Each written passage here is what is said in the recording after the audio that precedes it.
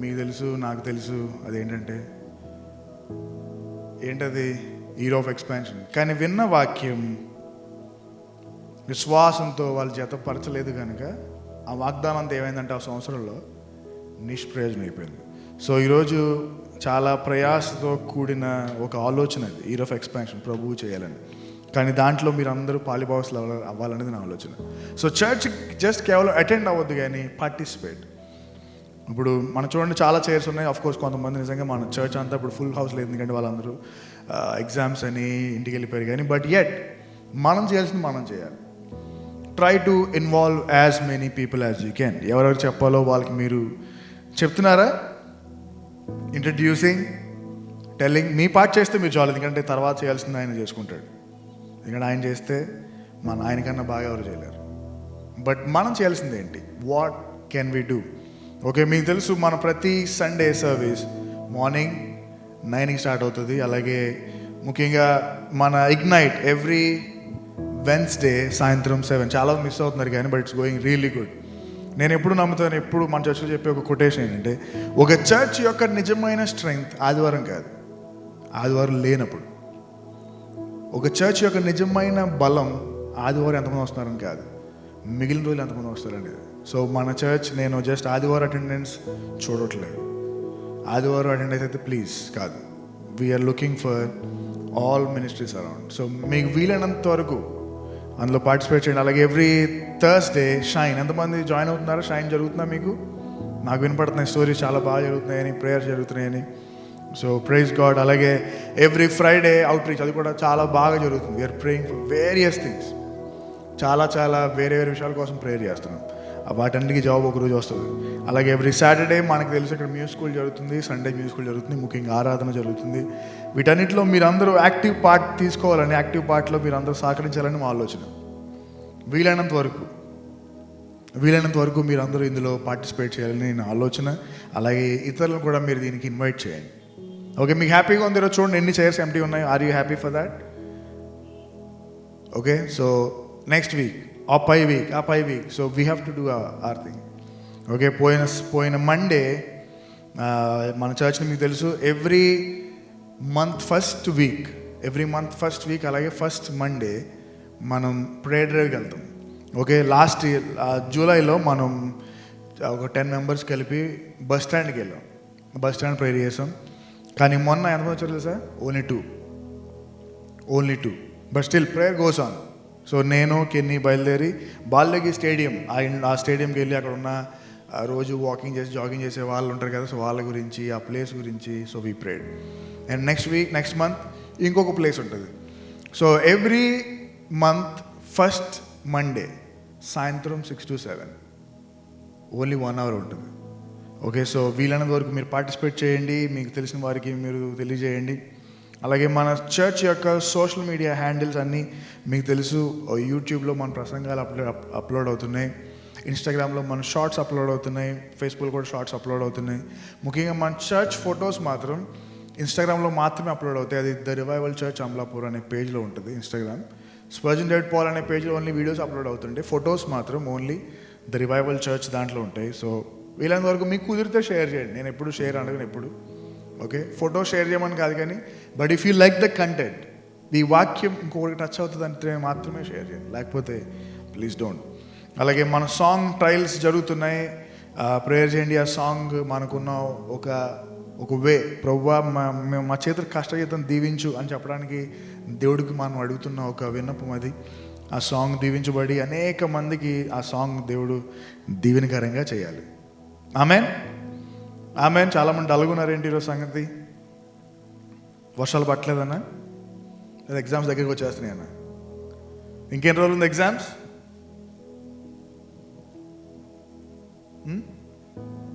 9 days.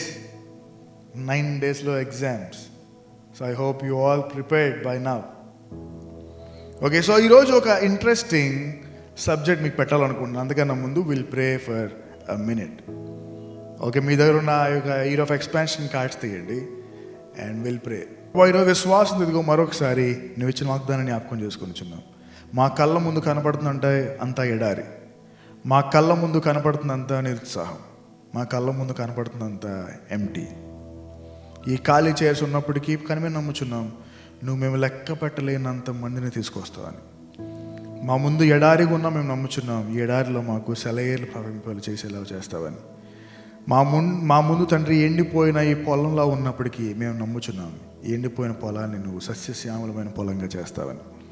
ప్రభువా, మా ముందు ఖాళీగా ఉన్న సంఘాన్ని మేము చూస్తున్నప్పటికీ ఈ సంఘం అనేక దేశాలకు విస్తరింపజేయబడే ఒక మహాసంఘంగా చేస్తాను నమ్ముచున్నాను. ఎందుకంటే మా యొక్క నమ్మకం, మా బలం అంతా మాకు కనపడే దాని మీద కాదు, మాకు వినపడింది దాని మీద. మాకు వినపడింది నీ వాక్యం. వినుట వల్ల విశ్వాసం కలిగినన్నావు ప్రభువా. ఆ వినేది నీ వాక్యమయ్యాను. నీ వాక్యాన్ని చేత పట్టుకుని నీ వాక్యం నిన్నుచున్నాం ప్రతి వారు. ఇప్పుడు నీ వినే వాక్యాన్ని మా కళ్ళ ముందు జరిగే క్రియగా నీవే చేయమని నమ్ముచున్నాం. వచ్చిన వారందరినీ దీవించండి. వారు కూడా విశ్వాసంతో నమ్ముచుండగా మా ఈ అందరి ప్రార్థనలు ఏకీవించి మేము చేస్తున్న ప్రయాసం అంతటిను గొప్ప ప్రతిఫలం చేయమని ప్రార్థన చేస్తున్నాం. మీ సంఘం అంతటిని దీవించండి. పట్టజాలం విస్తారం ప్రజలు నడిపించండి. అలాగే తండ్రి వ్యక్తిగతంగా సంఘంలో అవసరం కూడా ప్రార్థన చేస్తున్నాం. అనేక మంది ఎగ్జామ్స్ సిద్ధపడుచుండగా జ్ఞానమును తెలివిని దయచేయండి. సమయాన్ని సరిగ్గా వాడుకునేటట్లు దేవనీకి వారికి అవకాశం దయచేయండి. ప్రతి డిస్ట్రాక్షన్ తొలగించండి. వారి కుటుంబాలను దీవించండి. ఆరోగ్యంతో నింపండి. నీవే సంఘం అంతటికి క్షేమాన్ని, ఆరోగ్యం దయచి నడిపించమని స్తుతులు చెల్లిస్తూ యేసు నామమున అడుగుచున్నాం తండ్రి, ఆమేన్. చెప్దాం బిగ్గరగా, ఆమేన్. ఒక ఇద్దరు స్కూల్కి వెళ్ళే పిల్లలు ఇద్దరు ఒకరోజు కొట్టుకున్నారు. ఒక చిన్న గొడవ. ఇద్దరు బెస్ట్ ఫ్రెండ్స్. ఆ ఇద్దరు బెస్ట్ ఫ్రెండ్స్ అయినప్పటికీ తెలుసు కదా, గొడవ వస్తే బెస్ట్ ఫ్రెండ్ లేదు, శత్రువులు ఎవడైనా ఒకటే. సో గొడవ వచ్చింది, ఇద్దరు కొట్టుకుంటున్నారు. ఇద్దరు కొట్టుకున్నారు. కొన్ని పంచెస్ ఇసురుకున్నారు, కొన్ని వస్తువులు ఇసురుకున్నారు. మీకు తెలుసు గొడవ అయితే ఏమవుద్దో. అన్నీ జరిగాయి. తిట్టుకున్నారు, కొట్టుకున్నారు, లాక్కున్నారు, గీరుకున్నారు, అన్నీ అయిపోయాయి. ఆ తర్వాత ఇద్దరు ఇంటికి వెళ్ళే ముందు ఒక శబ్దం చేసుకున్నారు. అయిపోయావు నీ ఇక్కడ ఉండు, రేపు నేను మా నాన్న తీసుకొస్తాను అన్నాడు వాడు. వీడు అన్నాడు ఇంకొకడు, నువ్వు మీ నాన్న తీసుకొస్తావు, నేను మా అమ్మను కూడా తీసుకొస్తాను. మా అమ్మ మా నాన్న కలిపి కొడతాను నేను అంటే వాడు అంటాడు మా నాన్న ఒకటి చాలు నేను కొట్టడానికి అని. ఇద్దరు శబ్దం చేసుకుని వచ్చారు. వాళ్ళిద్దరూ తిరిగి ఇంటికి వెళ్ళిన తర్వాత వాళ్ళు దేనికోసం ఎదురు చూస్తున్నారంటే ఒకటి రివెంజ్, పే బ్యాక్. వీడిని కొట్టాడు, వీడిని కొట్టాలి. ఆడిని కొట్టాడు, నేను వాడిని కొట్టాలి. ఈరోజు మనకి గొడవ అయిన తర్వాత, ఏదైనా ఇబ్బంది జరిగిన తర్వాత మనకి ఏది సాటిస్ఫాక్షన్ ఇస్తుంది తెలుసా? Revenge, pay back. వాడిని మళ్ళా అలా జరిగినప్పుడు, వాడికి అది కొట్టినప్పుడు. ఒకరోజు ఒక ఊర్లో ఉన్న ఒక ఫార్మర్, చాలా భేదవాడైన ఈ ఫార్మర్ చాలా అద్భుతమైన పంటను కోయడానికి సిద్ధంగా ఉన్నాడు. ఇంకొక కొన్ని రోజులు కోసేస్తాడు, అంతా రెడీగా ఉంది. కానీ అదే ఊర్లో ఉన్నాడు ఒక పెద్ద బాగా డబ్బులున్న ఒక వ్యక్తి. ఆ డబ్బులున్న వ్యక్తికి ఈ పేదవాడు నచ్చలేదు. సో ఈ పేదవాడు పండించిన పంటకు చాలా ఎక్కువ గిట్టుబాటు ఉన్న ప్రాంతం అయినప్పటికీ, చాలా ఎక్కువ గిట్టుబాటు ఉన్న సమయం అయినప్పటికీ, ఈ డబ్బున్న వాడు ఏం చేశాడంటే ఎలాగైనా వాడి పంట నాశనం చేయాలని కొయ్యాల్సిన టైం కంటే లేటుగా కోయిపించాడు. లేటుగా కోయిపించిన తర్వాత వర్షాలు వచ్చాయి, కొంత పాడైపోయింది. ఇవ్వాల్సిన రేటు కన్నా చాలా తక్కువ ఇచ్చాడు. తక్కువ ఇచ్చిన తర్వాత ఈ యొక్క పేదవాడు అడిగాడు, అయ్యా అందరికీ మీరు బాగా ఇచ్చారు రేటు, నా పంట అందరికన్నా ఎక్కువ వచ్చింది కదా, ఎందుకు నాకు ఇలా చేశారంటే ఆ డబ్బునాడు అన్నాడు, నాకు నువ్వు ఇష్టం లేదు, నీ పంట పాడైపోవాలి, కానీ నీ పంట బాగొచ్చింది, అందుకే నీ పంట బాగా వచ్చినప్పటికీ ఆ కొనేవాడు ఎవడు రాకూడదని నేను అందరినీ ఆపేశాను అని వేసినప్పుడు ఆ పేదవాడు ఏం చేయలేక ఒకటి అనుకున్నాడు, ఒకరోజు వీడికి నేను కానీ దేవుడు కానీ సమాధానం చెప్తాడు, I have to give him pay back. నేను మళ్ళా వాడికి పే బ్యాక్ ఇవ్వాలి. కొంతకాలం అయిన తర్వాత ఆ యొక్క పేదవాడు తన పంటను పండించుకుంటూ అలా సంపన్నుడయ్యాడు ఆ ఊర్లో. కానీ ఈ కుతంత్రాలు పండిస్తున్న ఈ యొక్క డబ్బున్నవాడు స్లోగా అంత ఆస్తి పోగొట్టుకుని రైతుగా మిగిలిపోయాడు. బైబిల్ గ్రంథంలో మనకు తెలిసిన చాలా గ్రంథాల్లో ఒక గ్రంథం ఒక ఇంట్రెస్టింగ్ నోట్తో స్టార్ట్ అవుద్ది. ఒక చాలా ఇంట్రెస్టింగ్ నోట్తో స్టార్ట్ అవుద్ది. అదే న్యాయాధిపతుల గ్రంథం. ఈ న్యాయాధిపతుల గ్రంథం స్టార్టింగ్లో మనకు ఒక మాట కనపడుతుంది. ఆ మాట చూద్దాం. న్యాయాధిపతులు, జడ్జెస్.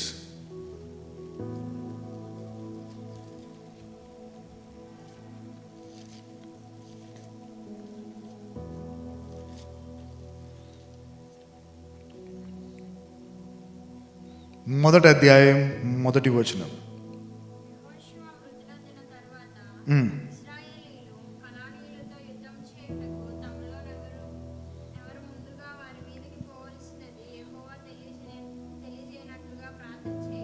చాలు. ఇది ఒక బైబిల్ గ్రంథంలో చాలా రేర్గా కనపడుతున్న ఒక ఇంట్రెస్టింగ్ ఇంట్రడక్షన్ ఇది. యెహోషువ మృతి పొందిన తర్వాత వాళ్ళకు ఒక లీడర్ లేడు. యెహోషువ ముందు ఇశ్రాయేల్ నడిపించిన వారు ఎవరు తెలుసా? ఎవరు? Who was the leader before Joshua? Moses. మోషే బ్రతికుండగానే దేవుడు మోషే చెప్పాడు, మోషే నువ్వు ఒకరిని ఎన్నుకోవాలి. ఎవరు? యెహోషువ అనే కుర్రోడు ఉన్నాడు, వాడికి నువ్వు బాధ్యతలు ఇవ్వాలి, నెక్స్ట్ ఏం చేయాలో వాడికి చెప్పాలి. ఎస్, మోషే బ్రతికుండగానే యెహోషువ లాంటి ఒక యంగ్స్టర్ని నిలబెట్టి నడిపించాడు. అయిపోయింది. మోషే ఎంత ఏళ్ళు చనిపోయాడు తెలుసా మీకు? At what age Moses die? 120 సంవత్సరాల వయసులో చనిపోయాడు. ఇప్పుడు మోషే వెళ్ళిపోయాడు, యెహోషువ వచ్చాడు. యెహోషువ తన కార్యమంతా చేసుకు వెళ్ళిపోయాడు. కానీ యెహోషువ చేసిన ఒక మిస్టేక్ ఏంటంటే తాను బ్రతుకుండగా నెక్స్ట్ లీడర్షిప్ను రెడీ చేయలేదు. అందుకే ఈ గ్రంథం పుట్టుకొచ్చింది. అందుకే ఈ న్యాయాధిపతులు అనే సమస్త బ్యాచ్ని దేవుడు తీసుకురావడం గల కారణం ఏంటంటే ఒక వ్యక్తి నెక్స్ట్ లీడర్షిప్ను పెట్టుకోకపోవడం వల్ల, సిద్ధపాటు చేసుకోవడం లేకపోవడం వల్ల. మోషే లాంటి ఒక మైటీ లీడర్ ఉన్నప్పుడు వాళ్ళకి ఏ భయం లేదు, వెళ్ళిపోయింది, అంతా బాగానే ఉంది. మోషే తర్వాత యెహోషువ లాంటి ఒక గొప్ప లీడర్ వచ్చినప్పుడు వాళ్ళకి బాగానే ఉంది. కానీ మోషే వెళ్ళిపోయాడు, యెహోషువ వెళ్ళిపోయాడు, మొత్తం ఖాళీ. అందుకే ఈ అధ్యాయం స్టార్టింగ్లో యెహోషువ మృతి పొందిన తర్వాత ఆ డైలాగ్తో స్టార్ట్ అవుద్ది. ఇక్కడ ఏం జరుగుతుందంటే 1వ అధ్యాయం 1వ వచనం ప్రకారం యెహోషువ లేడు. ఇప్పుడు మొత్తం ఎన్ని గోత్రాలు ఉన్నాయి? How many tribes? 12 గోత్రాలు ఉన్నాయి. ఈ 12 గోత్రాలు ఒక యుద్ధానికి సిద్ధపడుతున్నాయి. ఒక గ్రూప్ని అటాక్ చేయడానికి సిద్ధపడుతున్నారు. ఆ అటాక్ చేయడానికి ప్రభువు ఎవరు వెళ్ళాలి? అడవిలో వాళ్ళని డైరెక్షన్ ఇచ్చేది ఎవరంటే యెహోషువ లేనప్పుడు మోషే, మీరు వెళ్ళండి, మీరు చేయండి అందరూ చెప్పేవాళ్ళు. ఇప్పుడు లేరు. ఇంకా వాళ్ళకున్న డైరెక్ట్ రిసోర్స్ ఎవరంటే దేవుడే. ప్రభువా ఎలాగా? హౌ అని క్వశ్చన్ అడుగుతుంటే వాళ్ళకు వచ్చిన జవాబు ఏంటంటే, 2వ వచనం,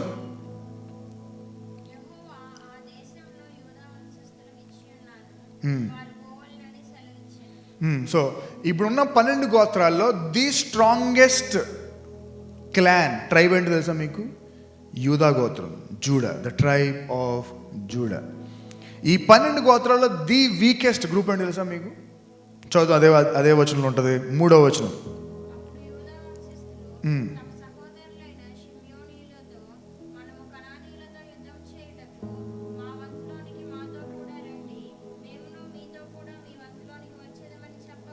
ఓకే, చాలు.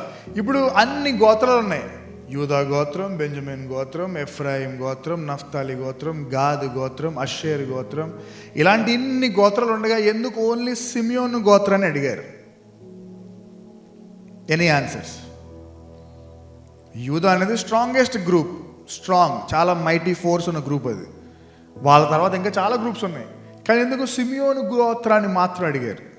దీనికి పాసిబుల్ ఆన్సర్స్ ఏంటంటే, ఒకటి, ఈ సిమియోనీలు, యూదాయిలు అందరూ కూడా పుట్టింది ఒక తల్లికి. ఎవరు వాళ్ళ తల్లి? ఎవరు తెలుసా మీకు? యాకోబుకి ఎంతమంది భార్యలు? 2. ఎవరాళ్ళు? లేయా. సో ఇప్పుడు ఈ సిమియోను పుట్టింది ఎవరికంటే లేయా. ఓకే, సో వీళ్ళు బ్రదర్స్. ఇంకోటి, సిమియోను గోత్రం ఎందుకు చూస్తున్నారంటే వీళ్ళు ఆల్రెడీ, ఇప్పుడు ఫర్ ఎగ్జాంపుల్ చెప్పాలంటే వీళ్ళకి ఒక 9 లక్షల సైన్యం ఉందనుకోండి, వీళ్ళకి ఇంకా కావాల్సిన 1,00,000 మంది కావాలి, అంతే సరిపోతుంది. ఇప్పుడు 1,00,000 మంది చూసుకుంటే బెంజమిన్ గోత్రంలో ఎక్కువ మంది ఉన్నారు, 1,00,000 పైన ఉన్నారు. నఫ్తాలిలో ఎక్కువ ఉన్నారు. ఇంకా వాళ్ళకి తగిన సరిపోయేటట్టు నెంబర్గా ఉన్న ఒక బ్యాచ్ ఎవరంటే సిమియోను గోత్రం. అందుకే సిమియోనీల్ని వాళ్ళు రమ్మన్నారు. ఈ సిమియోనీలు, ఈ యూదా గోత్రం కలిపి, వాళ్ళిద్దరూ లేయా సంతానం కాబట్టి వాళ్ళు కలిపి బయటికి వెళ్ళారు. మీకు మళ్ళీ చెప్తున్నాను, యూదా గోత్రం అనేది ది స్ట్రాంగెస్ట్ గ్రూప్, అలాగే సిమియోన్ గోత్రం అనేది వీకెస్ట్. సో వాళ్ళిద్దరికి ఒక మ్యూచువల్ అండర్స్టాండింగ్ జరిగింది, వాళ్ళిద్దరూ కలిపి యుద్ధంలోనికి వెళ్ళారు. ఇప్పుడు మా 3వ వచనం,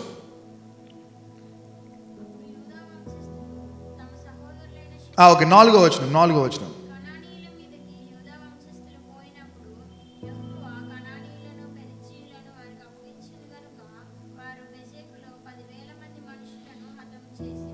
సో మొత్తానికి వాళ్ళు యుద్ధానికి వెళ్ళి బెజేక్ అనే ప్రాంతంలో 10,000 మందిని వాళ్ళు హతము చేశారు. ఈరోజు మన ప్రసంగం ఇప్పుడు ఇంట్రెస్టింగ్ టర్న్ తీసుకుంటుంది. ఓకే, 7వ వచనం. ఈరోజు మన ప్రసంగం మెయిన్ టైటిల్ 7వ వచనం.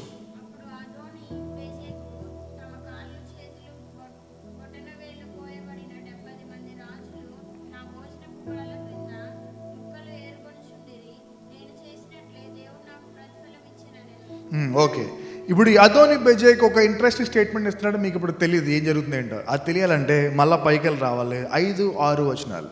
వారు బెజెకులో అదోని బెజెకును చూచి వాడితో యుద్ధము చేసి కనానీయులను పెరిజ్జీయులను హతము చేసిరి. అదోని బెజెకు పారిపోగా వారు అతని తరిమి పట్టుకొని అతని కాలు చేతుల బొటన వేళ్లను కోసివేసిరి. ఇప్పుడు 7వ వచనం. అప్పుడు అదోని బెజెకు తమ కాళ్ళ చేతుల బొటన వేళ్లను కోయబడిన 70 మంది రాజులు నా భోజనపు బల్ల క్రింద ముక్కలు ఏరుకొనుచుండిరి. నేను చేసినట్లే దేవుడు నాకు ప్రతిఫలం ఇచ్చిననెను.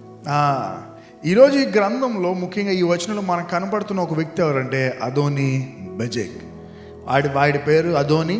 వాడు ఉండేది బెజెక్ అనే ప్రాంతంలో ఉంటాడు. సో వాడికి అందుకే అదోని బెజెక్. ఈ అదోని బెజెక్ అనేది ఒక క్రూయల్ వికెడ్ మిలిటరీ లీడర్. వీడు బతుకున్నప్పుడు కొన్ని కాంబాట్స్ చేసినప్పుడు, చాలా యుద్ధాలు చేసినప్పుడు చాలా ఒక నియంతల పరిపాలన చేసేవాడు. ఒక డిఫరెంట్ క్రూయల్ మైండ్ సెట్తో ఉండేవాడు. వాడికి ఇంకొక పేరు ఏంటంటే లార్డ్ ఆఫ్ బెజెక్, లేకపోతే లార్డ్ ఆఫ్ లైట్నింగ్. ఒక మెరుపు పుత్రుడిగా, లేకపోతే ఆ యొక్క బెజెక్ అనే ప్రాంతానికి దేవుడిగా కొలవబడుతున్న ఈ బెజెక్ జీవితంలో జరిగింది ఏంటంటే, ఈ యూదా గోత్రము సిమియోను గోత్రము కలిపి యుద్ధానికి వెళ్తున్నారు. యుద్ధానికి వెళ్ళి ఆ ఊర్లో కానానీయులను 10,000 మందిని చంపుతున్నాడు. వాళ్ళకి అకస్మాత్తుగా ఒక వ్యక్తి కనపడ్డాడు. వాడే ఈ అదోని. వాడు వాళ్ళని చూసి పారిపోతుండే వాడిని పట్టుకొని వాడికున్న బొటన వేళ్ళు, వాడి కాళ్ళకున్న బొటన వేళ్ళు వాళ్ళకి మొత్తం అన్నీ తీసేశారు. మీకు తెలుసు, ముఖ్యంగా మీరు కొంతమంది డాక్టర్స్ కాబట్టి మీకు తెలుసు, ఒక హ్యూమన్ బాడీ అనేది one of the most complex engineering module ఒక దేవుడు చేసింది. ఉదాహరణకి పుట్టుకతో చూసుకుంటే నేను చాలాసార్లు అనుకుంటాను మనసులో, ఇప్పుడు మనం నీటిలోకి వెళ్తే ఎంతసేపు ఉండగలం? ఒక నీటిలోకి వెళ్ళి ఊపిరి తీసుకుంటే ఎంతసేపు ఉండగలం? 3 to 4 minutes. కానీ ఒక చంటి బిడ్డ తల్లి గర్భంలో నీటిలోనే 9 months. నేను మొన్న అదనుకుంటాను, ఇప్పుడు అదనుకుంటాను నేను. మనం బయట నీటిలో ఉంటేనే ఉండలేకపోతున్నాం. ఒక క్లోజ్డ్ వూమ్లో ఒక బిడ్డ ఎలా ఊపిరి పీల్చుకుంటున్నాడు? చుట్టూ నీళ్ళు ఉన్నాయి కదా, ఎస్ కార్డ్ ఉంది కాదంటలేదు, బట్ ఎలా పీల్చుకుంటున్నాడు? ఎలాగా? Human body is complex engineering. అది ఒక మాస్టర్ మైండ్ డిజైన్ చేసాడు దాన్ని. అంత సాధారణమైన డిజైనర్ కాదు ఆయన. అది ఓన్లీ కేవలం నిర్మించబడిన దాన్ని బట్టి కాదు, అది అద్భుతమైన నిర్మితం, లేకపోతే దానికి ఉన్న కాంప్లెక్సిటీ కాదు, కానీ దానికి ఉన్న విశిష్టత, పర్పస్, ఈ హ్యూమన్ బాడీకి ఉన్న పర్పస్ మొత్తం చూస్తే ఇట్ ఈస్ ది మార్వల్. దేవుడు చేసిన ఒక అద్భుతమైన మార్వల్లెస్ డిజైన్ ఇది. అందుకే మనం ఆదికాండ 1:26-27 చదివితే ఆయన తన స్వరూపమందు స్త్రీని గాను పురుషునిగా నిర్మించాను. ఎందుకు మనం ఒక మార్వలస్ డిజైన్ అంటే కేవలం మనకున్న ఈ అవయవాలు బట్టి మాత్రమే కాదు, కానీ మనం ఎవరి స్వరూపంలో వచ్చామంటే ఇట్ ఈస్ గాడ్ హిమ్సెల్ఫ్. ఎంతటి అద్భుతమైన మానవ కట్టడం, ఎంత అద్భుతమైన మార్వలస్ ఇంజనీరింగ్ చేసిన దేవుడు ఈరోజు ఎంతవరకు ఈ యొక్క మార్వలస్ బాడీ ఆయన కనపరుస్తుంది? ఎంతమందికి యాక్చువల్లీ ఈ బాడీ గురించి తెలుసు? ఎంతమంది యాక్చువల్లీ ఈ బాడీ మీద ఆనందపడుతున్నారు? అనవసరంగా పుట్టాను నేను, అనవసరంగా ఇలా ఉన్నాను నేను అనేవాళ్ళు చాలా ఉన్నారు. కానీ మీకు తెలుసా, this is one marvellous engineering of God. దేవుడు సృష్టిని చేసినప్పుడు ముఖ్యంగా తాను అన్నిటిలో ఒకటే అన్నాడు, మంచిది మంచిది మంచిది. కానీ పురుషుడిని స్త్రీని చేసిన మాత్రం ఆయన తన స్వరూపంలో మాత్రమే చేయాలనుకున్నాడు. తాను చేసిన సృష్టి అంతటికి 6 రోజుల్లో ప్రతిదానికి ఆయన చేయి పెట్టలే, ముట్టుకోలే. మాట సెలవిచ్చాడు, సూర్యుడు కలుగును గాక, చంద్రుడు కలుగును గాక, ఈ ఆకాశంలో నక్షత్రాలు కలుగును గాక, ఈ భూమి మీద జంతువులు కలుగును గాక, ఆకాశంలో పక్షులు ఎగురును గాక, నీటిలో చేపలు ఉండును గాక, భూమి మీద చెట్లు ఉండును గాక. ప్రతి దానికి ఆయన పలికాడు. కానీ మనిషికి మాత్రమే ఫస్ట్ టైం చెయ్యి ఉపయోగించాడు. ఎందుకంటే మాటతో మాత్రమే కాదు, మాటతో పాటు ఒక రూపాన్ని ఇవ్వాలంటే ఆయన చేతులు ఫస్ట్ టైం ఈ భూమిలో మట్టిని తాకాయి. ఏ మట్టినైతే నోటితో సృష్టించాడో ఆ మట్టిలో తన చేయి పెట్టాడు. ఇంతటి అద్భుతమైన మార్వలస్ ఇంజనీరింగ్ ఆయన చేసింది. ఏ లోపము, ఏ డాగు, ఏ మచ్చ లేకుండా సృష్టించుకున్నాడు ఈ అద్భుతమైన ప్రపంచం. ఆ ప్రపంచంలో తనకిష్టమైన ఒక జీవి మనిషి. ఆనాటి కాలంలో యుద్ధాలు చేసేవాళ్ళు, ఆనాటి కాలంలో ఆర్మీలో ఉండేవాళ్ళు. ఆనాటి కాలంలో ఉన్న ఒక కామన్ ప్రాక్టీస్ ఏంటంటే మనుషుల యొక్క చేతులు కాళ్ళు కోసేసేవాళ్ళు. మనుషుల యొక్క బొటన్ వేళ్ళు, ముఖ్యంగా బొటన్ వేళ్ళు, కాళ్ళు బొటన్ వేళ్ళు మొత్తం చేతికి కాలుకున్నవి తీసేసేవారు. ఎందుకంటే అలా చేయడం వల్ల నువ్వు ఒక వ్యక్తి మీద ఆధారపడడానికి ఇంకా తప్పితే ఇంకేమి చేయలేవు. ఒకసారి బొటన్ వేలు తీసేసి ఇదని పట్టుకొని చూడండి. తెలుసు కదా, ఈ 5 ఫింగర్స్లో స్ట్రాంగెస్ట్ ఫింగరే చెప్పండి, లాస్ట్ ఫింగర్ పింక్. ఎందుకంటే ఇది లాంగెస్ట్ కూడా, ఇక్కడ దాకా ఉంటుంది దీనికి. కానీ వీటన్నిటికీ పవర్ ఇచ్చేది ఇదే మొత్తం. ఇప్పుడు ఈ బొటన వేలు తీసేస్తే, ముఖ్యంగా ఆ రోజుల్లో బొటన వేలు తీసేసిన, చేతికి తీసేసిన ఇంక నువ్వు ఏది పట్టుకోలే, ఏం చేయలేవు. ప్రతి దానికి ఇంకొకటి మీద ఆధారపడాల్సిందే. ఆ రోజుల్లో ఈ రోజు ఉన్నట్టుగానే చేతులు కాళ్ళు అనేవి ఒక మనిషికి సింబల్. దేనికి సింబల్ అంటే వాడు ఉపయోగపడతాడు, ఆ అమ్మాయి ఉపయోగపడుద్ది అనే సింబల్. ఒకసారి ఊహించుకోండి, ఒక వ్యక్తికి చేతులు కాళ్ళు లేకపోతే వాట్ కెన్ హీ డూ? ఏం చేయగలడు? సరే, నేను కంప్యూటర్ బాగా వచ్చండి, నీకు చేతులు ఉన్నాయా? లేవు. ఏం చేయగలవు? సరే, నేను చాలా బాగా డిజైన్ చేయగలనండి, వెరీ గుడ్. ఉన్నాయా చేతులు? లేవు. ఏం చేయగలవు? సో చేతులు కాళ్ళు లేకపోతే నీకు ఎంత బ్రిలియంట్ మాస్టర్ మైండ్స్ ఉన్నా కష్టం. కానీ ఆ రోజు ఉన్న కామన్ ప్రాక్టీస్ ఏంటంటే ఏదైనా ఊరికి వెళ్తే, దండయాత్రకి వెళ్తే అక్కడ ఉన్న వ్యక్తులను పట్టుకున్నప్పుడు వాళ్ళ చేతులు కాళ్ళు కోసేవారు. ఈ అదోని బెజెక్ ఏం చేశారంటే అలాగే వెళ్ళినప్పుడు 70 మంది రాజులను, ఒకటి కాదు 70 మంది రాజుల కాళ్ళ వేళ్ళు, బొటన వేళ్ళు, చేతి బొటన వేళ్ళు తీసేశాడు. ఆ రోజుల్లో ఒక సింబల్ ఏంటంటే చాలామంది ముఖ్యంగా ఆర్మీలోకి వెళ్ళేవాళ్ళు. ఇప్పుడు ఒకరు ఎవరైనా ఇలాగ లోనకి వస్తే మనం చూడగానే ఫస్ట్ వాళ్ళు చూసేదంటే మన ఫిజిక్ కాదు, నీ చేతులు నీ కాళ్ళు చూసేవారు. చూడగానే వీడు మనకి ఆర్మీకి పనికొస్తాడని తీసుకెళ్ళేవారు. సో ఈరోజు చాలామంది తల్లిదండ్రులు ఆ రోజు ఉన్నట్టుగానే ఇప్పుడు వీడు ఆర్మీకి వెళ్తే, వీడు యుద్ధంలోకి వెళ్తే ఏమైనా ఏంటి సంగతి అని చెప్పి కొంతమంది తల్లిదండ్రులు కావాలని వాళ్ళ పిల్లల యొక్క చేతులు కాళ్ళు కోసేవారు. సో దాట్ ఆర్మీ వచ్చినప్పుడు వీళ్ళని సెలెక్ట్ చేసుకోరు. సో వీడు లైఫ్ లాంగ్ ఎంచక్క మన దగ్గరే ఉండొచ్చు. సో ఈ యొక్క చేతులు కట్ చేయడం అనేది రోమన్ సామ్రాజ్యాలు, ముఖ్యంగా యేసుక్రీస్తు టైంలో చాలా కామన్గా ఎక్కువ ఉండేది. కానీ ఈ అదోని బెజెక్ అనేవాడు మాత్రం వాళ్ళని ఏడిపించడానికి, వాళ్ళని ఇబ్బంది పెట్టడానికి ఆ చేతులు, వేళ్ళు, కాళ్ళు కోసేశాడు. 70 మంది రాజులు, వాళ్ళ గుర్తుపెట్టుకుని వాళ్ళు కేవలం సైనికులు కాదు, 70 మంది రాజులు, కింగ్స్. రాజులు చేతులు వేళ్ళు కోసేసి వాడి భోజనపు బల్ల కింద కుక్కల్లాగా వాళ్ళు ఉంటుంటే, వాడి పైనుంచి ఒక్కొక్కటి లైసిరుతుంటే వాళ్ళు తినేవాళ్ళు. అది ఆ రోజు వాడు చేసిన స్థితి. నేను చేస్తాను కదా, నాకేం అవుద్దులే, 70 మంది రాజులు నా చుట్టూ ప్రపంచంలో ఎక్కడ ఎవరు లేడు, ఇంక అయిపోయారు, నేనే కింగ్ అనుకున్నాడు. కానీ దేవుడు అప్పుడే మొదలుపెట్టాడు పే బ్యాక్. ఈరోజు మన ప్రసంగ అంశం ఇట్స్ పే బ్యాక్ టైం. చెప్పండి గట్టిగా, ఏంటది? ఎంతమంది పే బ్యాక్ చేయాలనుకుంటున్నారు? ఇప్పుడు అర్జెంటుగా ఒకడు ఉన్నాడండి, వాడికి అర్జెంటుగా ఇచ్చేయాలి, వడ్డీతో సహా ఇచ్చేయాలి. ఈ అమ్మాయి ఉందండి, అయ్యి బాబోయ్ ఇది ఇప్పుడు ఈమెకి ఇవ్వకపోతే చాలా కష్టం అనుకుంటున్నారా? మీరు ఇస్తే కొంచెం చేయగలరు, కానీ ఆయనకి ఇచ్చి చూడండి. అదోని బెజెక్ తన జీవితంలో ఎప్పుడు ఊహించలేదు, నెవర్.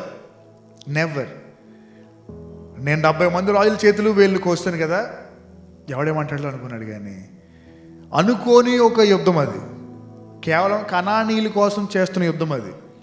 యూదా గోత్రం అలాగే దేవుడికి ఇవ్వాలి. అందుకే యుద్ధము యెహోవాదే. కంప్లీట్లీ యుద్ధం మాత్రం యెహోవాదే. కంప్లీట్లీ యుద్ధం మాత్రం యెహోవాదే. మీరు ఒకవేళ WWE చూసేవాళ్ళు ఉన్నారు ఎవరన్నా? నేను చూసేవాడిని చిన్నప్పుడు.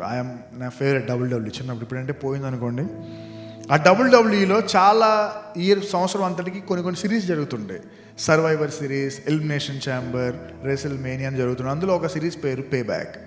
ఈ పే బ్యాక్ అనేది ఏంటంటే అందులో ఉన్న కొంతమంది పోటీ పడే కొట్టుకునే వాళ్ళు, వీడు పోయిన సంవత్సరం ఓడించాడు కాబట్టి ఈ సంవత్సరం ఓడించిపోతున్నారు, వీడు లాస్ట్ టైం ఇలా కొట్టాడు కాబట్టి ఇప్పుడు ఇలా కొట్టబోతున్నారు, వాళ్ళు పే బ్యాక్ చేసుకునేవారు.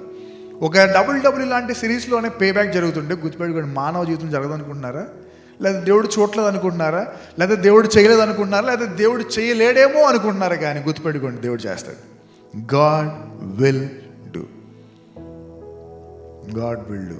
ఇప్పుడు ఒక ప్రశ్న అడగాలనుకుంటున్నాను, మీలో ఎంతమంది కోపం ఉంది? కోపం ఎంతమంది కోపం ఉంది? ఓకే, కోపపడచ్చా? కోపం పాపమా? ఎంతమంది కోపం పాపం అంటారు చెప్పండి.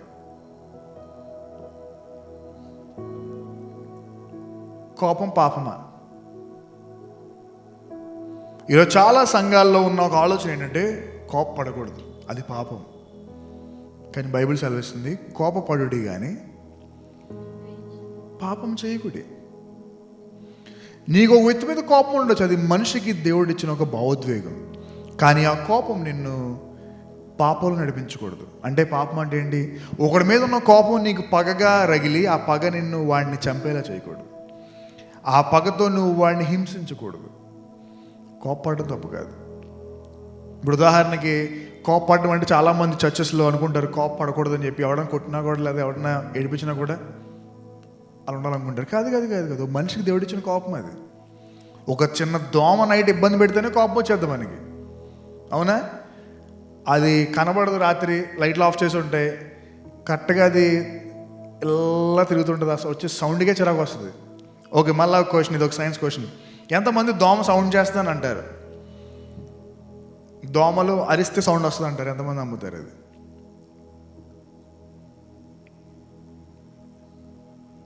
మీరు రోజు దోమలతో ఇబ్బంది పడడానికి ముఖ్య సౌండ్ కదా. ఆ సౌండ్ కారణం ఏంటి? అది అరుస్తుందనా? ఎంతమంది అది అరుస్తున్నందుకు సౌండ్ వస్తుంది అనుకుంటున్నారు? మరి ఎందుకు ఆ సౌండ్ ఎక్కడి నుంచి వస్తుంది? దాని రెక్కలు. దోమ సౌండ్ చేయదు, దాని రెక్కలు చిన్నవి కాబట్టి అవి తిరిగి ఆ యొక్క ఫాస్ట్ బీటింగ్స్కి సౌండ్ వస్తుంది. ఎప్పుడైనా నాకు ట్రై చేయండి కావాలండి, ఒక దోమ పట్టుకుని మీకు తెలుస్తుంది దాని రెక్కలు సౌండ్. సో దోమ ఎప్పుడు అరవదు కానీ దాని రెక్కల సౌండ్ వినపడుతుంది మాకు రోజు అంటుంటాయి. సో ఒక దోమ మన చుట్టూ తిరిగితేనే ఇంత కోపం వస్తున్నప్పుడు దాన్ని ఎలాగైనా చంపాలనుకుంటాం. మా డాడీ అయితే బ్యాట్తో చంపుతారు దాన్ని. నేను చాలాసార్లు అయితే ఆ దోమను చాలా గట్టి కొట్టేసుకోండి, కానీ నాకు అర్థమైంది ఎంత గట్టి కొట్టి చచ్చిపోతుంది. ఫస్ట్ థింగ్ అది నువ్వు గట్టిగా నేలనేసి కొట్టి నలిపేసి చచ్చిపోతుంది, మాల్ కొట్టి చచ్చిపోతుంది అది. కానీ మన కోపం ఏంటంటే ఎలాగైనా సరే దానికి లెసన్ చెప్పాలి, అది నేర్చుకుంటుంది లెసన్. నువ్వు ఇక్కడ కాదు పక్కింటికి వెళ్తుంది అది. కానీ అలాంటిది గుర్తుపెట్టుకోండి, ఇప్పుడు కోపం అనేది ఉండొచ్చా ఉండకూడదు అంటే ఒక మనిషికి దేవుడు ఇచ్చిన భావోద్వేగం. కానీ ఆ కోపం పాపం చేయకూడదు.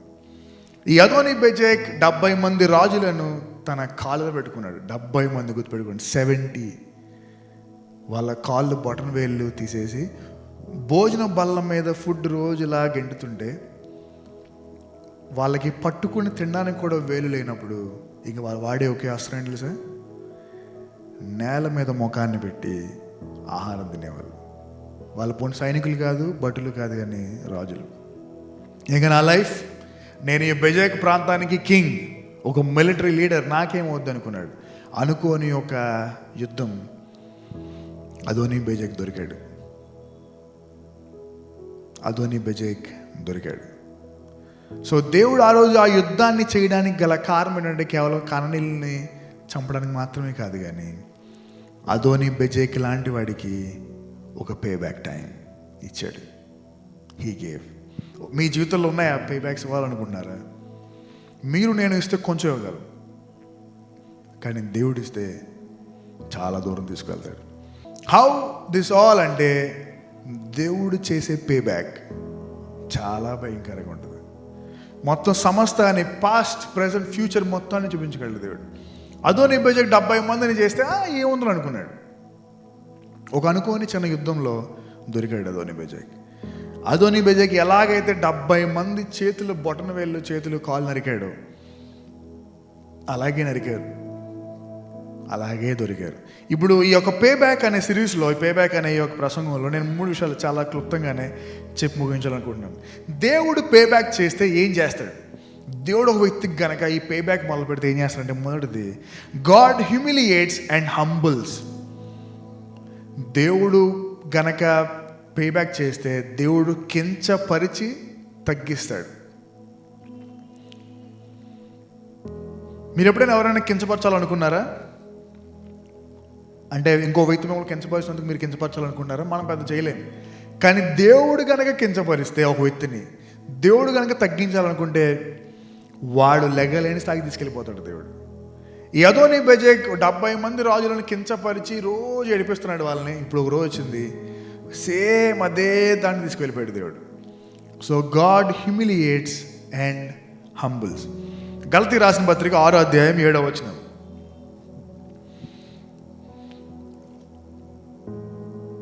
గలతీ రాసిన పత్రిక వెక్కిరింపబడడు.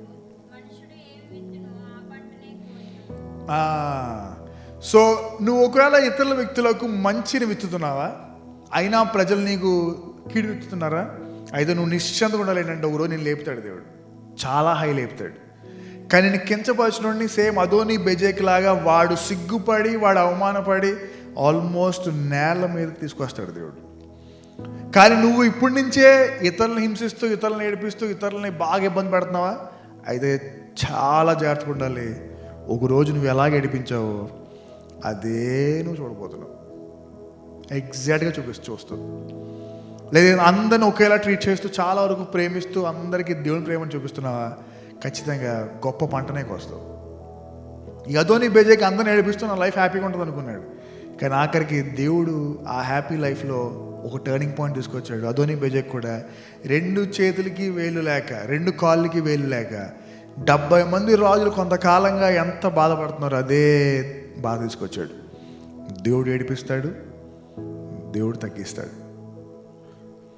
ఒకవేళ మిమ్మల్ని ఎవరైనా ఏడిపిస్తుంటే గుర్తుపెట్టుకోండి, దేవుడికి ఇచ్చేసి ప్రభువా పే బ్యాక్ టైం నువ్వు చూసుకోను. కానీ మీరు దేవుడికి ఒక అవకాశం ఇస్తున్నారు. అప్పుడు దేవుడు అంటారే, నువ్వు నాకు చెప్పావు కదా, నీకెందుకు చూసుకో, నేను చూసుకుంటాను. ఇంకా నేను ఇంకొకడికి లెసన్ నేర్పాలంటే వాడిని ఎంత తీసుకొస్తానంటే ఐ విల్ హ్యూమిలియేట్ హిమ్, కించపరుస్తాడు, తగ్గిస్తాడు. కానీ గుర్తుపెట్టుకోండి, మోసపోకూడి, దేవుడు ఎక్కిరింపడ్డు. మనం ఏమి ఇస్తుందే కోస్తాం. మీరు మనుషులకు, మీ ఫ్రెండ్స్కి, మీ ఫ్యామిలీకి మంచి ఇస్తున్నారా, మీరు మీ మనసులో చాలా హ్యాపీగా ఉండొచ్చు. ఎందుకంటే ప్రభువా నేను నాకు వీలైనంత వరకు మంచి చేయగలుగుతున్నాను. దేవుడు చూస్తాడు. ఒకరోజు ఆ మంచితనానికి దేవుడు గొప్ప ప్రతిఫలం ఇస్తాడు. లేదు మీరు మంచి ఎత్తకుండా ఇప్పటి నుంచే వాడి మీద వీడి మీద మామూలుగా స్లోగా వాళ్ళ మీద వీళ్ళ మీద మీరు ఏం కాదులే, మనకి ఇంకా బోల్డ్ డబ్బులు ఉన్నాయి, మనకి లైఫ్ ఉంది అనుకుంటున్నారా, లేదు ఒకరోజు దొరుకుతారు. మీరు ఏం చేశారో అదే మీకు తగులుతుంది. మళ్ళీ అది జరగకూడదంటే గుర్తుపెట్టుకోండి, మీరు దేవుడు ఖచ్చితంగా వెక్కిరింపడ్డు. మీరు ఏం ఇస్తారో అదే కోస్తారు. ఈరోజు మంచి విత్తున్నారా, ఖచ్చితంగా కోసే టైం వస్తుంది. ఈరోజు చెడు విత్తున్నారా, దానికి కోసే టైం వస్తుంది. దేవుడు పే బ్యాక్ చేస్తే అదోని బెజెక్ జీవితంలో నేర్చుకోవాల్సిన ఒక విషయం ఏంటంటే గాడ్ హ్యూమిలియేట్స్ అండ్ హంబుల్స్. దేవుడు తగ్గిస్తాడు, దేవుడు కించపరుస్తాడు. అదోని బెజెక్ చాలా హార్డ్ లెసన్ నేర్చుకున్నాడు. ఇక రెండవది, దేవుడు పే బ్యాక్ చేస్తున్నాడు. మనం నేర్చుకోవాల్సిన రెండో విషయం ఏంటంటే vengeance belongs to the lord. ప్రతీకారం పగ తీర్చుకొని వాడును నేను అంటున్నాడు దేవుడు. నువ్వు తీర్చుకోమాక, నీకెందుకు అది.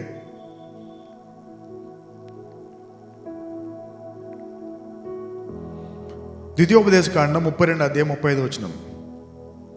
ద్వితీయోపదేశకాండం 32వ అధ్యాయం 35వ వచనం.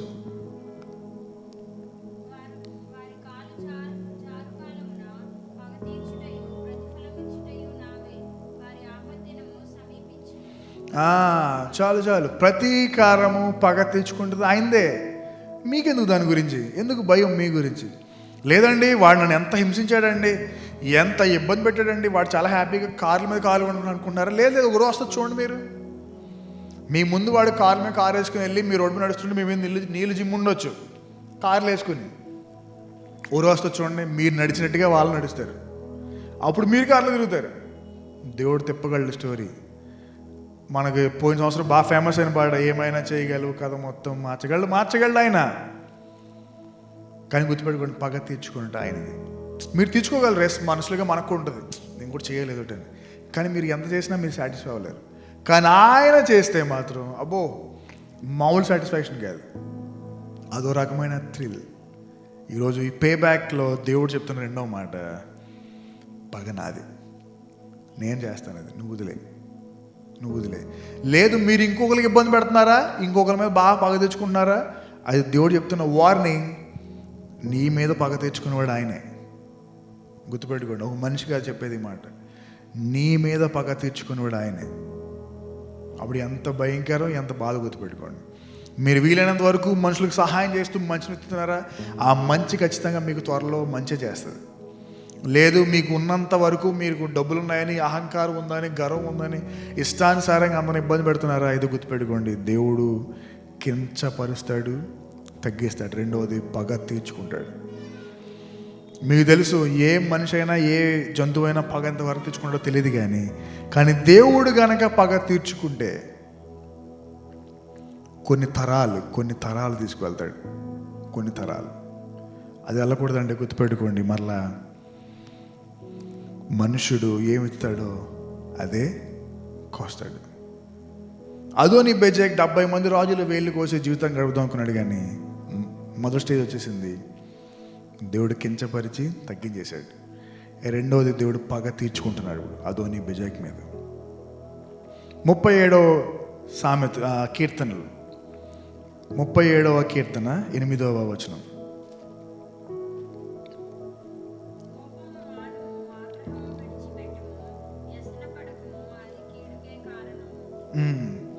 సో నీకు వాళ్ళ మీద ఉన్నది కొంతకాలం తగ్గించేసుకో, ఏం కాదు, అదంతా దేవుడికి ఇచ్చేయి. Turn it to God. ప్రభువా, నాకు వాడి మీద చాలా కోపం, వాళ్ళకి ఇలా చేశారు, నేను ఇప్పుడు ఏం చేయను, ఎందుకంటే నువ్వు చేస్తాను కదా, I leave it unto you, you take care of it. ఆ చూసుకునేవాడు ఆయన. సో ఇప్పటికి 2 విషయాలు. ఈ పే బ్యాక్ టైంలో నేర్చుకోవాల్సిన మొదటి విషయం ఏంటంటే, దేవుడు కించపరిచి తగ్గిస్తాడు. రెండవది, దేవుడే పగ తెచ్చుకుంటాడు. ఇక మూడవది, ఇది చాలా ఇంపార్టెంట్, దేవుడు పగ తగిన కాలమందు మాత్రమే తీసుకుంటాడు. He takes the pay back at the right time, he takes the revenge at the right time, not every time. Adoni Bezek ఆ వేళ్ళు కోసిన వెంటనే దేవుడు చేయగలడు, కానీ చేయలే. అదోని బెజెక్ ఆ వేళ్ళు కోసం నెక్స్ట్ రోజు చేసేయచ్చు, కానీ దేవుడు నెక్స్ట్ రోజు చేయలే.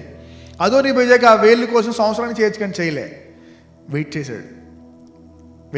ఆ టైం ఆ స్పెసిఫిక్ మూమెంట్ వరకు ఎదురు చూసి ఎందుకు ఎదురు చూసాడు చెప్పండి? ఎందుకంటే దేవుడు పే బ్యాక్ చేస్తే నిన్ను నీ లోయెస్ట్ పాయింట్లో కొట్టాడు. ఎప్పుడు గుర్తుపెట్టుకోండి, దేవుడు నిన్ను నీ హైయెస్ట్ పాయింట్లో కొడతాడు. అది ఎలాంటిదంటే పుండు మీద కారం చల్లినట్టు ఉంటుంది. నువ్వు ఆల్రెడీ కింద పడిపోయి కొడితే పెద్ద ఉండదు, బట్ నీకు ఏం అవ్వదు, నాకు అన్ని కాంటాక్ట్స్ ఉన్నాయి, నేను చాలా హ్యాపీ, నాకు చాలా బిల్డింగ్లు ఉన్నాయి, చాలా బ్యాంక్ బ్యాలెన్స్ ఉంది, నాకు చాలా ఆరోగ్యం ఉంది, అబ్బో నేను సూపర్ అని టచ్ చేసేవాడు లేడు, ఐఎమ్ అన్టచబుల్ అని ఆ పీక్ స్టేజ్కి వెళ్ళని కొడతాడు దేవుడి దెబ్బ. అప్పుడు ఒక్కసారిగా సరాసరి కింద పడినప్పుడు నీకు అర్థమవుద్ది, ఇంత ఎత్తు నుండి ఇంత కిందకి పడ్డానికి కారణం అంత ఎత్తును లేచిన నేను చేసిన కార్యం. సో దేవుడు ఏం చేసినా తగిన కాలం ఉంది. అదే కీర్తన 37:1-2 వచనాలు. చెడ్డవారిని చూచి నీవు వ్యసనపడకుము, దుష్కార్యములు చేయువారిని చూచి మత్సరపడకుము. వారు గడ్డి వలెనే త్వరగా ఎండిపోవుదురు, పచ్చని కూర వలెనే వాడిపోవుదురు. సో ఇప్పుడు ఆ గడ్డి, ఆ పచ్చని దాని మీద ఒకసారి కొంచెంసేపు ఆలోచిద్దాం. గడ్డి మీకు ఎప్పుడు మీరు గడ్డిగా చూస్తారు దాన్ని? ఇది గడ్డి అన్నప్పుడు ఎప్పుడు చూస్తారు మీరు? ఎంతుకున్నప్పుడా? మీకు ఎంతుకున్నప్పుడు ఎప్పుడు దాని మీద మనసాలదు, ఎప్పుడు చూడండి, ఇంతనప్పుడు మనసాలదు. కానీ అది విచ్చలవిడిగా ఇంత హైట్ అయినప్పుడు మీకు అనిపిస్తుంది పిచ్చి గడ్డి ఎక్కువైపోయిందిరా అని. ఓకే, మళ్ళా నెక్స్ట్ ఏంటది? పచ్చని కూర అని ఉందా? ఓకే, ఇక్కడ ఇంగ్లీష్లో గ్రీన్ ప్లాంట్స్ అని ఉంది. సో ఈ గ్రీన్ ప్లాంట్స్ మీరు ఎప్పుడు ఇంత వాటిని ఎప్పుడు పట్టించుకోరు మీరు. అవి ఒక మహావృక్షాలు అవుతున్నాడు, మీకు అర్థమవుతాయి వాటి గురించి. సో దేవుడు ఆ స్టేజ్ వరకు వాళ్ళని తీసుకువెళ్తాడు. ఇప్పుడు మీరు మేబీ మీ చుట్టూ ఉన్న మీ ఫ్రెండ్స్ లేదా మీకు అన్యాయం చేసిన వాళ్ళందరూ మేము ఇక్కడ ఇంత ఉండొచ్చేమో, వాళ్ళు టచ్ చేయడు దేవుడు. ఇప్పుడు మీరేం వాళ్ళని చూసి ఏం చేయట్లేదు దేవుడు, వాడు ఇంకా బ్లెస్ అయిపోతున్నాడు, ఇంకా కార్లు కొంటున్నాడు, ఇంకా అలా చేస్తున్నాడు అనుకుంటున్నారేమో. కాదు, దేవుడు ఇప్పుడు దాన్ని ఇంత చూడాలనుకుంటున్నాడు. అప్పుడు మీరు ఇంకెంతే ఉండొచ్చు, ఏం కాదు. వాడు ఎంత అయ్యాడు కాదు. ఇప్పుడు వాడికి ఏంటంటే లోన సెల్ఫ్ ఉంటుంది, ఏంటంటే నన్ను టచ్ చేసేవాడు లేడు, ఐఎమ్ ఆల్ ఫైన్, దాని గ్రేట్, నాకు అన్నీ బాగున్నాయి, అంత ఎత్తుకొదున్నాడు. ఒకసారి ఊహించుకోండి, కింద నుంచి దేవుడు ఒక కత్తి పెట్టి అలా నరుకుతుంటే రూట్స్ను, అంత ఎత్తు ఉన్నది కూడా ఒకసారి అలా పడాల్సిందే. సో దేవుడు ఆ పచ్చని స్టేజ్ వరకు, ఆ గడ్డి ఆ ఫైనల్ స్టేజ్ వరకు చూస్తాడు, ఎదురు చూస్తాడు. మీరు ఓపి పట్టండి, ఎందుకంటే దేవుడు తగిన కాలం అని ఎట్ ద రైట్ టైం. మీకు తెలియదు ఎప్పుడో రైట్ టైం అది. మన దృష్టిలో ఏంటి, ఇప్పుడు జరిగిపోవాలని, ఇప్పుడు అయిపోతేనే హ్యాపీ మనం. కానీ మీరు ఊహించుకోండి, రేపు మీరు ఫ్యామిలీ స్టార్ట్ చేసి మీరు మీ ఫ్యామిలీస్తో మీరు అనుకున్న లైఫ్ కంటే గొప్పగా దేవుడు బ్లెస్ చేసినప్పుడు, మీకు అన్యాయం చేసిన వాళ్ళు వాళ్ళ ఫ్యామిలీ స్టార్ట్ చేసి వాళ్ళు స్ట్రగుల్ అవుతుంటే అప్పుడు మీరు చెప్పే స్టోరీ ఏంటి తెలుసా? ఒకరోజు నేను ఏడ్చాను, ఇప్పుడు నాతో పాటు నా కుటుంబం అంతా ఎంజాయ్ చేస్తుంది. వాడు ఆ రోజు నన్ను మమ్మల్ని ఏడిపించి నవ్వాడు, ఇప్పుడు వాడితో పాటు వాడి నెక్స్ట్ తరం కూడా ఏడుస్తుంది. సో దేవుడు ఆ గడ్డి దాకా తీసుకువెళ్ళాడు దాన్ని. సో ఈ పే బ్యాక్ అనే దాంట్లో దేవుడు చేసే మొదటిది ఏంటంటే దేవుడు కించపరిచి తగ్గిస్తాడు. రెండవది పగ తీర్చుకుంటాడు ఆయన. పగ, మనం చాలాసార్లు దేవుడిని శాంత స్వరూపిగా చాలా మంచివాడికి చూస్తుంటాం, కానీ గుర్తుపెట్టుకోండి దేవుడికి 2 యాంగిల్ ఉంది. పగ ప్రకటన గ్రంథంలో దేవుడికి 2 రకాలుగా ఆయన చిత్రీకరించారు. ఒకటి, ఆయన ఒక వదకు తేయబడిన గొర్రెపిల్లలాగా. ఆయన గొర్రెపిల్ల మాత్రమే కాదు, ఆయన కొదమ సింహం. తెలుసా? Do you know what's meaning of ferocious line? మీరు ఎప్పుడైనా ఒక మేల్ లైన్ చూస్తే, మేల్ లైన్స్ అవి పుట్టిన తర్వాత ముఖ్యంగా అవి ఒక స్టేజ్ 2-3 years వచ్చడానికి వాడికి ఇంకా ఇక్కడ ఉన్న ఇదంతా మెయిన్ అంటారు. అది అప్పటికి ఇంకా వైటే ఉంటుంది. అవి పెద్దగా అయ్యాయి, ఇంకా వైట్ ఉంటుంది, చుట్టూ స్లోగా సర్కిల్ స్టార్ట్ అవుతుంది ఆ మెయిన్. కానీ దానికి ప్రైమ్ వచ్చడానికి ఆ చుట్టూ ఉన్న మెయిన్ అంతా మొత్తం ప్యూర్ పిచ్ బ్లాక్ బ్రౌన్లోకి వెళ్తుంది. అప్పుడు మీకు ఆ లైన్ చూసి మీకు అర్థమవుతుంది, అది ది ప్రైమ్ లైన్. ఆ టైంలో దాన్ని టచ్ చేయడానికి కానీ దాన్ని ఎదిరించడానికి అసాధ్యం, ఎందుకంటే అవి ఫుల్ ప్రైమ్లో ఉన్నాయి. ఇప్పుడు ఆయన వచ్చేవాడు నెక్స్ట్ ఫుల్ ప్రైమ్ కొదమ సింహంలో దిగుతాడు. ఈ పగ తెచ్చుకున్నవాడు దేవుడు ఎప్పుడు ఒక గొర్రెలాగాడు. He goes like a lion. ఆయన పగ తీర్చుకుంటాడు ఖచ్చితంగా. తన ప్రజల మీద పడుతున్న ప్రతి నిందను చూస్తున్నాడు, ప్రతి అవమానం చూస్తున్నా. మనం పాడినట్టుగా కొండల లోయలో మనం తిరుగుతున్నప్పుడు ప్రతిదీ గమనిస్తున్నాడు ఆయన, ప్రతి చూస్తున్నాడు. అందుకే ఇందాక మనం పాడడం యుద్ధము యెహోవాదే. ఎస్ మీకు తీర్చుకోవాలని ఉంది, ఎస్ మీకు ఇబ్బంది ఉంది, బట్ లెట్ ఇట్ గో. ప్రభువా నాకు ఎంత చేయాలనిపించినా ఐఎమ్ జస్ట్ హోల్డింగ్ ఇట్, నువ్వు చూసుకో. ఎందుకంటే దేవుడు మీరు అనుకున్నట్టు ఇప్పుడు కొట్టాడు ఆయన. ఈరోజు మధ్యాహ్నం కొట్టాడు, ఈరోజు సాయంత్రం కొట్టాడు. ఆ టైం కోసం ఎదురు చూస్తాడు. అందుకే వ్యసన పడు వారిని చూసి మీరు బాధపడద్దు, మీకు ఇబ్బంది పెట్టే వారిని చూసి మీరు భయపడద్దు. ఎలాగైతే గడ్డి వాడిపోతుందో, ఎలాగైతే ఆ యొక్క పచ్చని కూరలా కరిగిపోతుందో ఒక రోజు వస్తుంది, అప్పుడు దాకా ఎదురు చూడండి. God will do it. ఈ లోపల మీరు చేయాల్సింది ఏంటంటే మీరు ఏమి ఇస్తున్నారో చూసుకోండి. What are you sowing? ఏమెత్తుతున్నారు? అదోని బెజెక్ లాగా ఇంకొకటి నేర్పించి మనం హ్యాపీగా ఉందనుకుంటున్నారా? అసలు అసాధ్యం. అది లైఫ్లో ఎప్పుడు కూడా ఒకటి నేర్పించి మనం జీవితం హ్యాపీగా ఉందామంటే జరిగిన పని అది. మరి మీరేంటండి అలా అంటున్నారు? కానీ మరి నేను చూసి చాలామంది కూడా వాడు ఇబ్బంది పెట్టి చాలా హ్యాపీగా ఉండడం అనుకున్నారు. వాడు ఎప్పుడు ఎక్కడికి వస్తున్నాడు? ఈ స్టేజ్కి వస్తున్నాడు. ఎక్కడికి? ఆ గడ్డి ఫుల్గా ఎదిగే స్టేజ్కి వస్తున్నాడు. ఒక రోజు ఆ గడ్డి మొదళ్ళలో పడుతుంది ఆ యొక్క కత్తి. Sudden fall. కానీ క్రైస్తవులు దేవుడి మీద ఆధారపడి ప్రతిసారి మంచి వ్యక్తితో చాలా నీతిగా, న్యాయంగా, జ్ఞానంతో బ్రతికిన వాళ్ళు స్లోగా ఎదుగుతారు. ఒక మహావృక్షం అవుతుంది. అవి తుఫాన్లు వచ్చినా, వరద వచ్చినా పడని ఒక చెట్టు అది. ఈరోజు మీరు ఎలాంటి చెట్టు ఉండాలనుకుంటున్నారు? ఎలాంటి విత్తుతున్నారు? మంచి విత్తుతున్నారా? అందరికీ మంచి చేస్తున్నారా? మీకు వీలైనంత వరకు మీ ఫ్రెండ్స్కి సహాయం చేస్తూ ఎగ్జామ్స్లో కానీ, లేదా మామూలుగా వాళ్ళకి ఏదైనా అర్థం అవ్వకపోతే, లేదా ఇన్వెస్ట్మెంట్స్లో మంచి సజెషన్స్లో మంచి చేస్తున్నారా? ఖచ్చితంగా మీకు అంతకన్నా గొప్ప రెట్టింపు మంచి తీసుకొస్తాడు దేవుడు. లేదు నేనే వీడు కూడా పాడైపోవాలి, నేనే వీడు కూడా ఫెయిల్ అయిపోవాలి అనుకుంటున్నారా? దాన్ని ఖచ్చితంగా పడుతుంది ఒక రోజు. ఈ అదోని బెజెక్ జీవితంలో జరిగిన సంఘటన 7వ వచనం చదువుదాం. మళ్ళా న్యాయాధిపతుల గ్రంథం 1వ అధ్యాయం 7వ వచనం.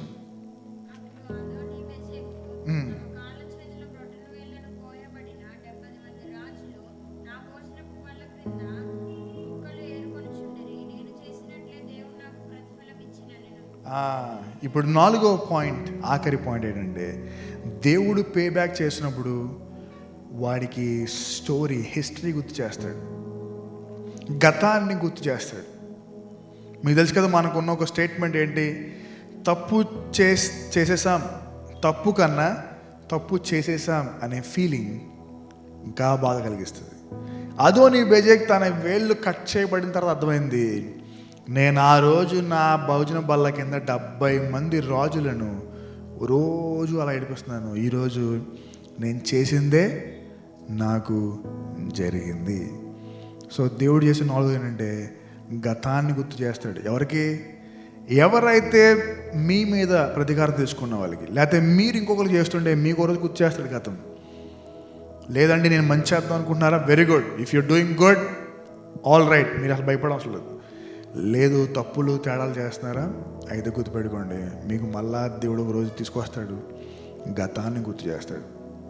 అది వద్దు, నా లైఫ్ నేను హ్యాపీగా ఉండాలనుకుంటున్నారు, then change it from right today, ఈరోజు నుంచి మార్చుకోండి. సో ఈరోజు దేవుడు చేసే పే బ్యాక్లో మొదటిది, ఆయన కించపరిచి తగ్గిస్తాడు. రెండవది, ఆయనే పగ తీర్చుకుంటాడు. మూడవది, ఆయన తగిన కాలం ముందు మాత్రమే వేస్తాడు. నాలుగవది, గతాన్ని గుర్తు చేస్తాడు. ఆ గతం గుర్తొచ్చినట్టు ఊహించుకోండి ఒకసారి. మీరు మీ స్కూల్లో, మీ కాలేజీల్లో, లేదా మీకు తెలిసిన వారి దగ్గర మీరు ఇష్టానుసారంగా వాడిని నోటి మాటలు అంటూ ఉన్నారు, లేదా ఇంకొకరు మిమ్మల్ని అంటూ ఉన్నారు. సడన్గా వాళ్ళు ఒక 20 years తర్వాత చూసుకుంటే, ఆ రోజు నేను అలా అనుకుంటుండాల్సింది, నేను అన్నందుకు ఇలాగయ్యాను నేను అనే ఫీలింగ్ వచ్చినప్పుడు ఎలా ఉంటుంది వాళ్ళకి. సో ఆ గతం మీకు మంచి గతం ఉండాలంటే వీలైనంత వరకు మంచి చేయండి. ఆ గతం మీకు ఒక పిడకలు ఉండాలనుకుంటే మీ ఇష్టానుసారం చేసుకోండి. ఒకరోజు ఖచ్చితంగా గతాన్ని గుర్తు చేయవాడు ఆయనే. ఆమేన్. సో ఈరోజు మనం పాడిన పాటలు, మనం విన్న ప్రసంగం అంతా ఒకటే థీమ్లో వెళ్తాయంటే, యుద్ధం ఎవరిదంటే యెహోవాది. ఆ యుద్ధం మీరు చేయాలనుకుంటున్నారా, అలసిపోతారు. ఆ యుద్ధాన్ని ఆయన చేయనిస్తారా, ఆయనే గొప్పగా మీకు యుద్ధంలో జయాన్ని ఇస్తాడు. ఆమేన్. అందరం కళ్ళు మూసుకుందాం.